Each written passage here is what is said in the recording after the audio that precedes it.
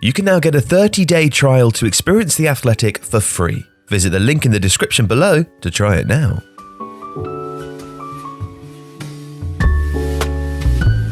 Why do teams play with a back three?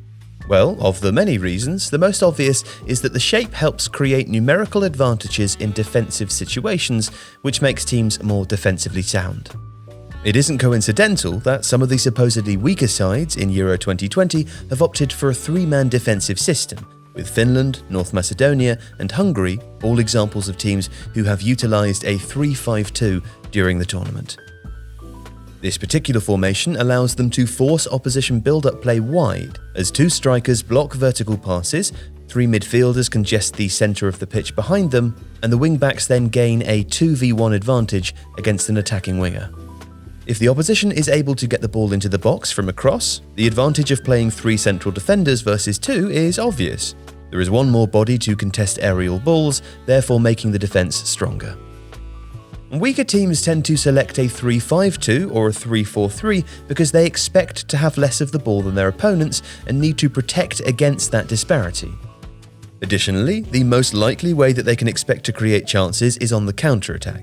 So by sitting back and blocking the space, then attacking with wingbacks and a couple of forwards, they maximise their defensive output and exploit an opponent in a vulnerable attacking shape.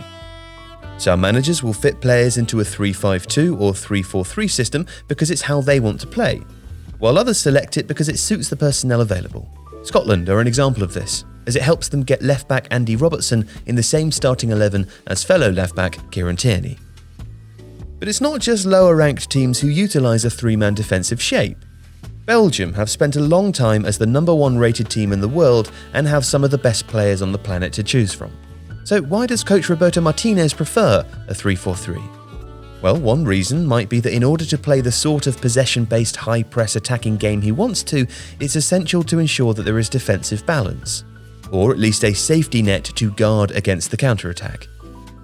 Playing a 3-4-3 means that not only do they benefit from the same advantages as weaker sides, i.e. being far harder to break down and score against when out of possession, but because they're so good in attacking situations that they can enjoy the best of both worlds.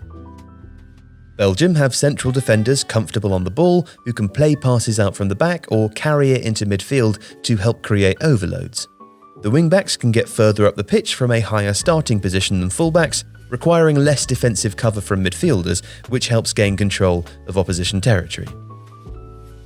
Now, one negative is that playing an extra centre-back means losing a more creative player higher up the pitch, but in tentative KG international games, the more defensively solid teams have something of an advantage. Look at Greece in 2004 or Portugal in 2016 for winning examples.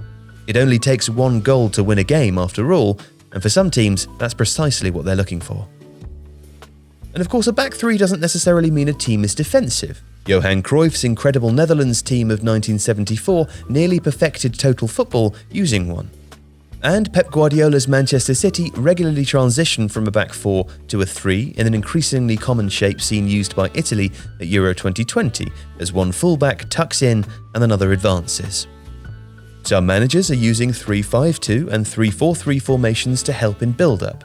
Most use them because they help weaker sides defend in greater numbers to frustrate superior opponents, and of course it's far easier to destroy than create. So for some teams, their best chance of winning is by blocking and stopping the opposition, hoping the few opportunities that they will get to counter can lead to winning attacks on goal. If you like this video, please subscribe to Tifo to help us on the road to 2 million subscribers. The Athletic is where the Manchester United reporters revealed the truth behind the club's Jadon Sancho transfer fiasco, where the Tottenham reporters brought you news of Gareth Bale's return before anyone else, where the Chelsea reporters told us 3 days before his sacking that Frank Lampard was on the verge of losing his job. And you can try it now for free for 30 days. See the link in the description.